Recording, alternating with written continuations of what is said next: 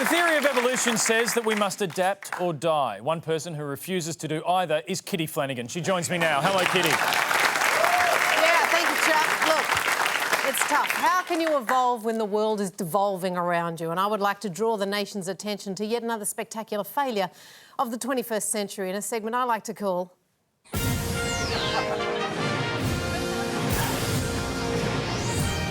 Spectacular failures of the 21st century.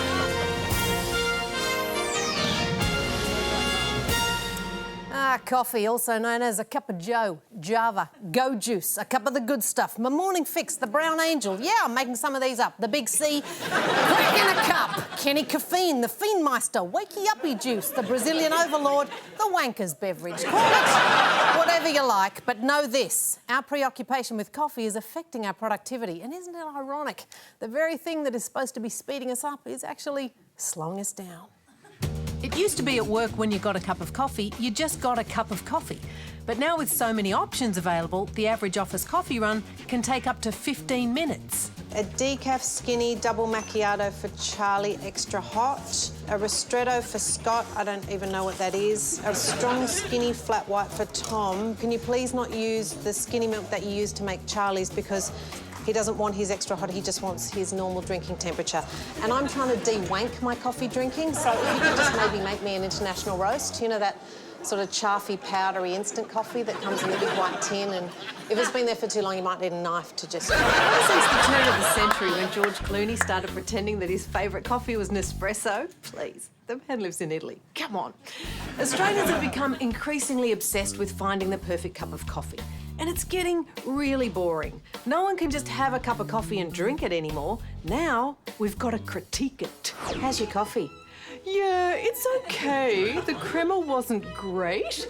I think what's happened is they've overheated the milk. It's just got that funny aftertaste, you know? Tin tacks, people. There are really only two types of coffee, black and white. By offering anything else, the cafes are just enabling our pretentious behaviour. It's time to go to the source and shut this shit down. This is Clay Bush, cafe owner and barista. Let's do the coffee knowledge test. Clay, what is a cappuccino? It's a shot of espresso with froth milk on top. Incorrect. It's a white coffee. What is an espresso? One shot of espresso in a cup. Incorrect. Black coffee. Clay, what is a macchiato? Espresso coffee with some milk or froth on top. White coffee. Clay, what is a mocha?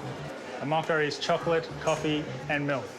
Incorrect. It's a cup full of disappointment. It's a way to ruin two beverages. Clay, what is a Jackson? No idea. It's a coffee that starts out black but eventually becomes white. Clay was a good sport and said he'd consider the idea of selling just two types of coffee. But for some reason, he didn't agree with my idea of having separate queues for blacks and whites. So, what have we learned? I've learned there are way too many unnecessary choices when it comes to coffee. Coffee is a goddamn waste of my time. For the sake of this nation's productivity, we all need to go back to drinking a good old-fashioned cup of tea. What sort of tea do you want, Kitty? What? Earl Grey, English breakfast, Russian caravan? Shut it down. Back to you, Chuck. Cup of tea.